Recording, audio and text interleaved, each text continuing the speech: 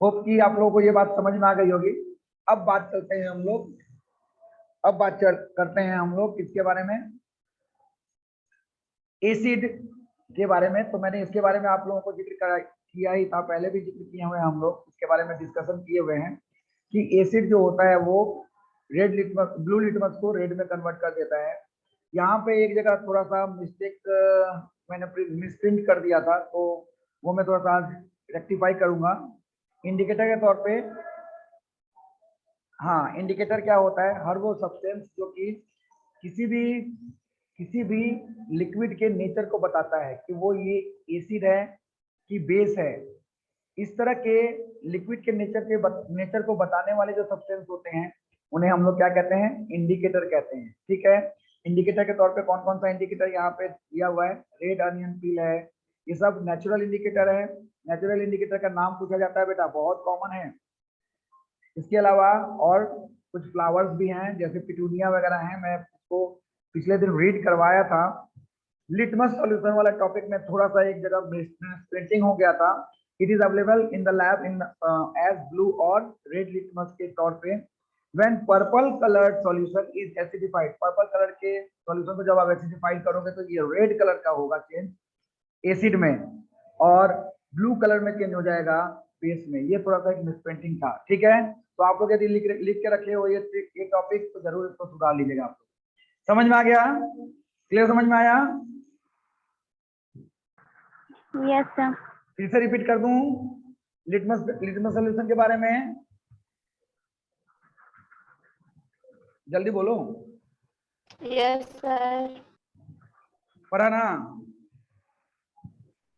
Yes sir, litmus solution के बारे में थोड़ा सा फिर से repeat सुन लो, लिटमस सॉल्यूशन लाइकेन नाम का एक ऑर्गेनिज्म से निकाला जाता है, जो एल्गी और फंजाई के मिलने का, जो एल्गी और फंजाई के सिम्बायोटिक एसोसिएशन के फॉर्म में मौजूद होते हैं। एल्गी और फंगी ये दो ऐसे ऑर्गेनिज्म हैं जो मिल करके लाइकेन बने हुए हैं, और ये लाइकेन मोस्टली पर्पल कलर के होते हैं। इनका जब लिक्विड निकाला जाता है, इनको जब पीस करके इनका एक्सट्रैक्ट निकाला जाता है, तो ये पर्पल कलर के होते हैं। क्या होते हैं, कैसे कलर के होते हैं, पर्पल सोल्यूशन के फॉर्म में निकल के आते हैं।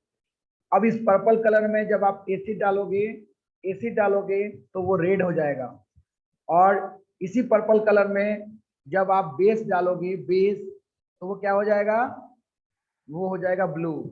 तो ये पर्पल कलर का जो लिक्विड है, इसी को हम लोग क्या बोलते हैं, लिटमस सॉल्यूशन। क्या बोलते हैं, लिटमस सॉल्यूशन। लिटमस सॉल्यूशन क्या करता है, लिटमस सॉल्यूशन हमें एसिड और बेस के नेचर को इंडिकेट करने में मदद करता है, एसिड और बेस के नेचर को बताता है।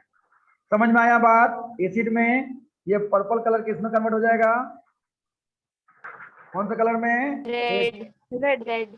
और बेस में ये किस कलर में चेंज हो जाएगा बेटा, ब्लू में चेंज हो जाएगा। समझ में आई क्या बात सबको, ये टॉपिक क्लियर, समझ में आया? शाह मोहम्मद ने क्या किया आज, शाह मोहम्मद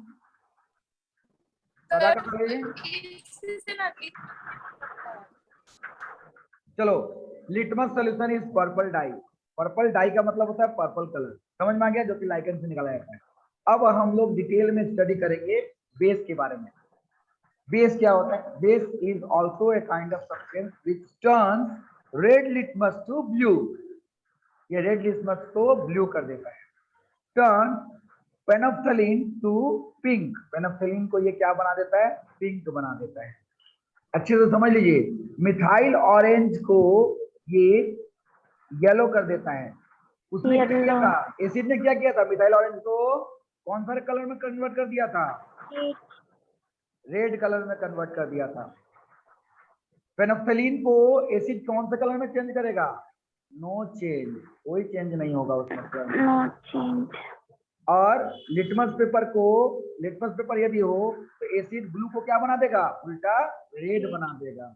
तो यहाँ पे रेड, हाँ, ये सारे के सारे डिफरेंसेस हैं, इन डिफरेंसेस को आपको समझना जरूरी है, खास करके इंडिकेटर से। मैंने इसका ऑलरेडी एक चार्ट दे रखा है, तो होप आप लोगों को इससे कोई परेशानी नहीं होगी। सबसे खास बात, it is bitter in taste. कैसा लगता है बेटा, कड़वा, बिटर। करेला कैसा लगता है, करेला कड़वा, वेरी टेस्टी, बहुत अच्छा लगता है ना। नेक्स्ट, इट इज सोपी, इट हैज अ सोपी टेक्सचर। सोपी मतलब हाथ में सोप के जैसे, फेना फेना जैसा बनेगा। जब आप हाथ में लोगे ना तो ये आपके हाथ को बिल्कुल सोप जैसा कर देगा, मतलब लगेगा कि आप सोप को टच कर रहे हो। तो एंड इसका पीएच जो है वो मोर देन 7 होता है, 7 to 14 तक पीएच जाएगा। यदि 7 है तो न्यूट्रल है, 7 से यदि 8 हो गया तो मिल्ड, बहुत वेरी, मतलब क्या बोल सकते हैं, लो क्वालिटी का आप समझ लो कि बेस है, बहुत ज्यादा हानिकारक नहीं है, बहुत कम पावर का बेस है। और जैसे जैसे ये 8 से 9, 9 से 10, 10 से ज्यादा होता है तो उसका ताकत जो होता है स्ट्रॉन्ग बेस में कन्वर्ट होते चला जाता है। और यदि 13 के करीब आते हैं या 12, 13 और 14 के करीब आते हैं तो ये इतना स्ट्रॉन्ग हो जाता है कि ये हमारे स्किन को कोरोड कर सकता है। They can cause the corrosion. Corrosion का मतलब होता है हमारे शरीर को, हमारे स्किन को जला सकता है। It can cause the burn. समझ में आया? Now we will talk about strong base and obviously the weak base. So strong base, sodium hydroxide, potassium hydroxide, calcium hydroxide, barium hydroxide, these are the strong base. These are the strong base and these are the NH4OH, ammonium hydroxide, magnesium hydroxide, aluminum hydroxide, sorry, AlOH3 and copper hydroxide. So ये सब क्या है, ये सब क्या है, ये सारे के सारे हाइड्रोक्साइड वीक है।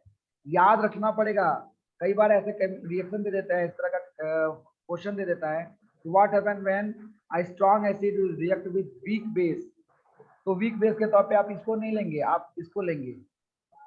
अभी a strong acid is react and strong acid is react with a strong base, तब क्या बनेगा। तो इस तरह से कई बार क्वेश्चन आता है। मैं इसके बारे में बाद में जिक्र करूंगा जब मैं इसको एक्सप्लेन करूंगा एसिड बेस के रिएक्शंस को। तो मैं सारे पॉइंट्स को बहुत डिटेल में डिस्कस करूंगा। दो substance which change red litmus to blue are called bases। यहाँ डेफिनेशन दे दिया, define base, state is characteristic, define base. Note करेंगे क्वेश्चन बेटा, स्टेट इट्स कैरेक्टरिस्टिक्स,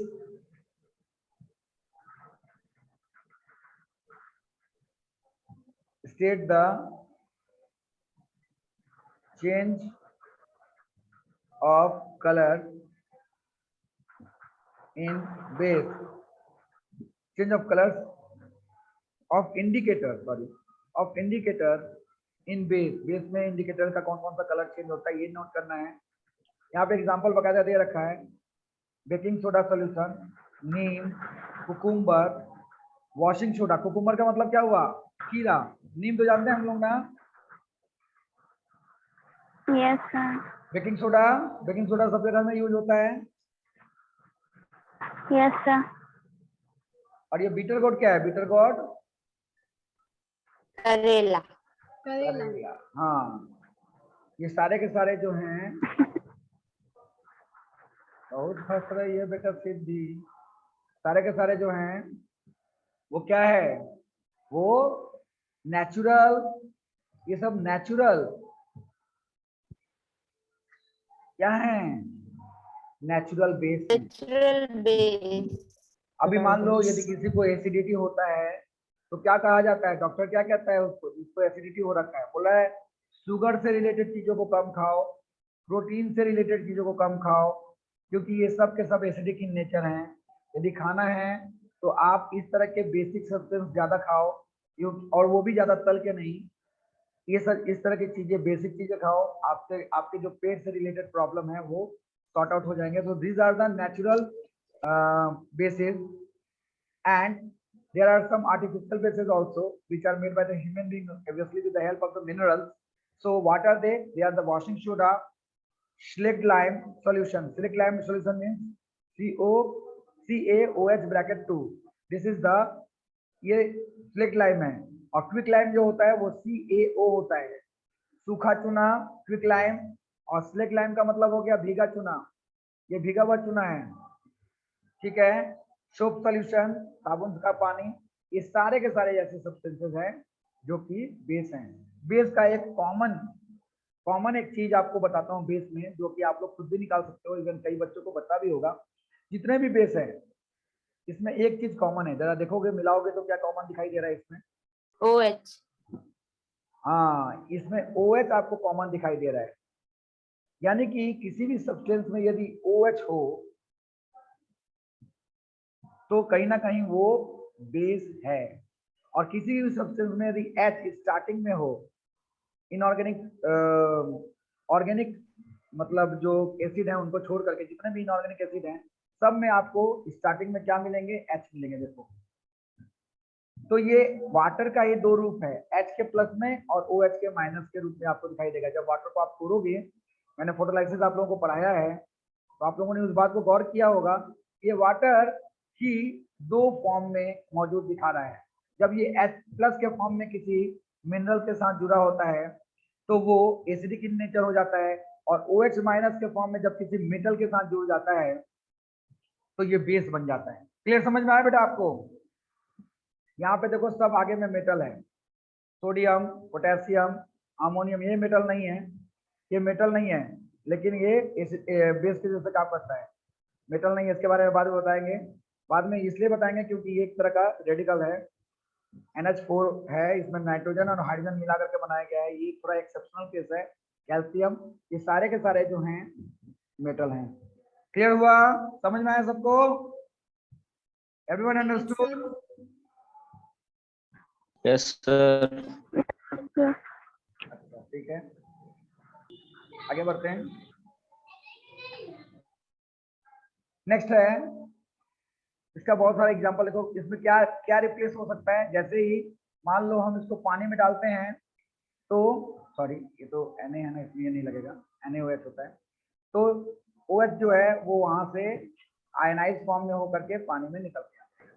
तो here OH minus ion in aqueous solution, जैसे ही पानी में घोलते हैं ये एक्वस सोल्यूशन में OH जो है वो निकल के चला आता है। इसमें तो OH, इसमें तो OH, सारे OH निकल के चले आए। जो यहाँ पे अल्कली का डेफिनेशन दिया हुआ है, जो बेस पानी में घुल जाता है उसे हम लोग क्या कहते हैं? अल्कली। क्या कहते हैं बेटा? अल्कली। तो डिफाइन अल्कली, ये क्वेश्चन नोट करेंगे बेटा। डिफाइन अल्कली, अल्कली का क्वेश्चन नोट करना है। यहाँ पे बहुत सारे अल्कली का ये दिया हुआ है, एग्जांपल दिया हुआ है। Give two example.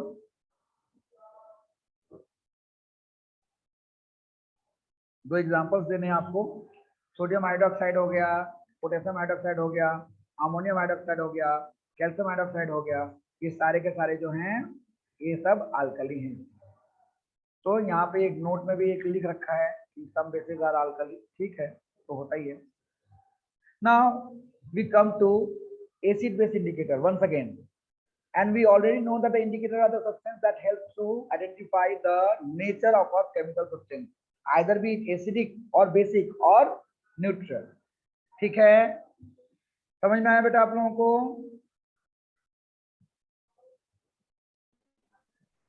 आया सबको समझ में? कम से कम हैंड Yes, टू दो, हैंड टू शो कर दो कि हाँ आया समझ में। हाँ चलो, आकांक्षा ही दिखा दिए, बहुत जल्दी आ गए। तो acid and base are called acid base indicator. यहाँ पे डेफिनेशन दे रखा है, define acid base indicator, define acid base indicator. Indicator कल आज मैं इसको ये जो चैप्टर है इसका मैं आप लोगों को वो भेज दूंगा। इसमें बहुत सारे केमिकल रिएक्शंस वगैरह भी दिया हुआ है, तो मैं इसको इसलिए डिटेल में पढ़ा रहा हूँ ताकि सारे के सारे जितने भी टॉपिक्स आपके एनसीईआरटी में दिए हुए हैं सबके सब यहाँ पे कवर हो जाते हैं। समझ में आया? Litmus solution is used as acid base indicator. अब बोलेगा कि नेम एक सब्सटेंस और indicator that is used as acid base indicator. एक ही इंडिकेटर से आपको दोनों निकालना है। एसिड, हाँ एसिड और बेस का, बेस दोनों ही इंडिकेट कराना है एक ही सॉल्यूशन। तो नाम क्या हो गया? Litmus solution. और ये क्या है? ये नेचुरल इंडिकेटर है। क्या है? आर्टिफिशियल नहीं है, नेचुरल इंडिकेटर है। समझ में आ गया? क्लियर? समझ में आया? तो litmus solution is a acid base indicator. Blue litmus change to red in acidic solution, and obviously ये सारे के सारे बातें आप जानते हो। टर्मरिक, ये याद, टर्मरिक कई बार आप देखोगे शादी वादी में गए हो, पार्टी वार्टी में गए हैं आप लोग, वहां पे आपके शर्ट में या आपके कपड़ों में क्या गिर गया, थोड़ा सा दाल गिर गया या फिर थोड़ा सा सब्जी गिर गया और उसकी हल्दी लग गई, और जैसे ही आपकी मम्मी उसको धो रही हैं तो वो येलो, हाँ हाँ, वो येलो स्पॉट से क्या हो जाएगा, रेड स्पॉट हो जाएगा। Red colour. हाँ, ये क्या शो कर रहा है, टर्मरिक जो है वो येलो से रेड हो जाता है, ये भी एक नेचुरल इंडिकेटर है। किस संपर्क में आकर, बेस के संपर्क में आकर। समझ समझ में आया ना।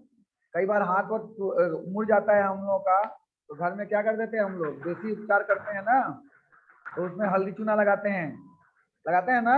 Yes sir. हल्दी चूना में यस क्या होता है, सर। ऐसा कलर हो जाता है उसका, red colour.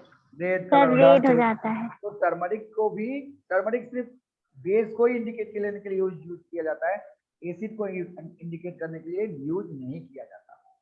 Precaution to be taking while handling acid in the laboratory. भाई एसिड बहुत कोरोसिव इन नेचर है, हाथ जला सकता है, तो जाहिर सी बात है बहुत बहुत केयर रखने की जरूरत है ना। चलो डिस्कस करते हैं। All living things are very sensitive to acid and too much acid can kill the cells and stop proper working। यदि मान लो ज्यादा एसिड गिर गया तो सेल्स मर जाएंगे और उसका वर्किंग बंद हो जाएगा। Concentrated acid are very dangerous and should never be handle without protection. बिना प्रोटेक्शन लिए उसको हैंडल नहीं करना चाहिए। तो पहला नंबर प्रिकॉशन, ये तो चलो 1 नंबर इधर चला गया है तो यहाँ लिखना चाहिए था, भाग गया उधर। नेवर ट्राई टू टच और टेस्ट द एसिड। कभी भी, मन बहुत करता है बेटा, जब जाओगे ना एसिड कैसा लगता होगा, जरा इसको टच करके देखते हैं, हाथ जलता है कि नहीं जलता है।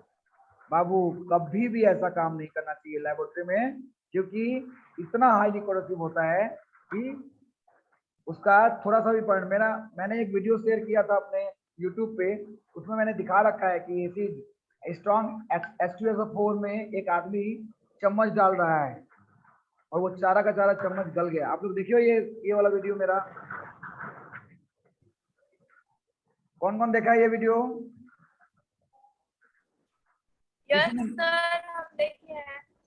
बहुत खतरनाक वीडियो ये है, देखोगे तो आप डर जाओगे कि किस तरह से जो है मोटा स्टील का एक चम्मच जो है वो पूरी तरह से मिट्टी बन करके नीचे की तरफ गिर जा रहा है।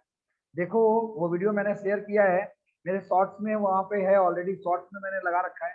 You want to see, you can go and see over there, तो आपको समझ में आएगा कि एसिड कितना स्ट्रांग होता है। Next, never add water. बहुत बहुत इंपॉर्टेंट क्वेश्चन है ये। कभी भी पानी में, सॉरी एसिड में, मान लो ये एसिड है, ऊपर से पानी नहीं डालना चाहिए, वाटर नहीं डालना चाहिए, क्योंकि जैसे ही वाटर इसके संपर्क में आएगा, एसिड के संपर्क में आएगा, एसिड के साथ इमीडिएट रिएक्ट करके हाइड्रोनियम आयन बनाएगा और ये उतना ही तेजी से बाहर की तरफ भागेगा। समझ में आया? और उतना ही तेजी से क्या करेगा, बाहर की तरफ भागेगा, और ये आपके आंखों को, आपके स्किन को, आपके शरीर को ये जला सकता है। स्प्लैश आउट हो जाता है, स्प्लैश आउट, छलक के बाहर भागता है पानी।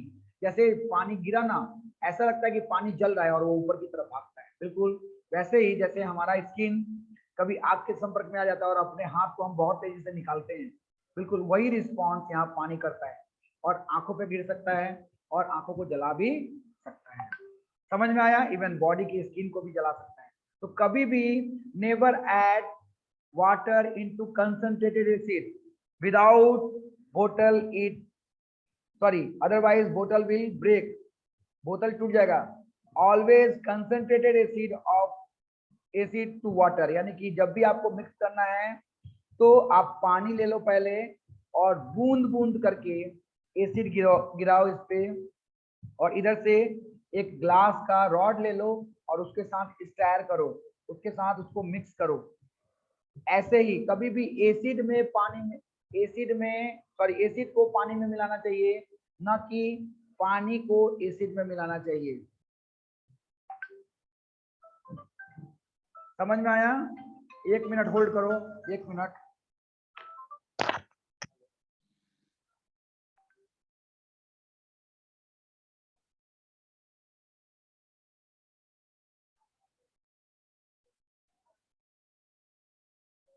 ये देखो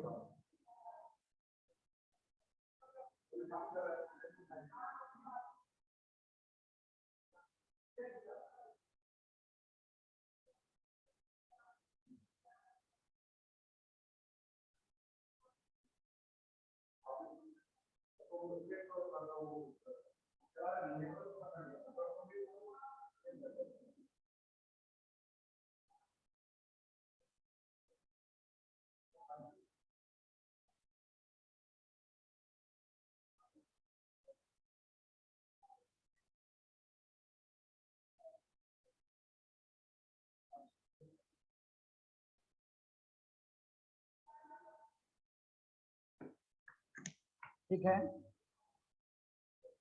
ठीक है, ठीक है, मैं बोल रहा हूँ। तो कहने का मतलब यही है कि आप लोगों ने देखा कि एसिड को हम पानी में मिला सकते हैं, बट पानी को कभी भी एसिड में नहीं मिलाना चाहिए। इससे कंटेनर भी टूट सकता है और ऑब्वियसली ये हानिकारक भी होता है। ये कई बार क्वेश्चन आता है। समझ में आया बेटा आप लोगों को ये question? Everyone understood? Yes sir. हाँ, ये कई बार दिया जाता है। वाई यहाँ पे ये यस सर। वो चीज नहीं लिखा हुआ है कि ये स्प्लैश आउट होता है, लेकिन ये स्प्लैश आउट होता है। ये वाला ये याद रखोगे, हो सकता है छूट गया है लिखते समय। Y water should not directly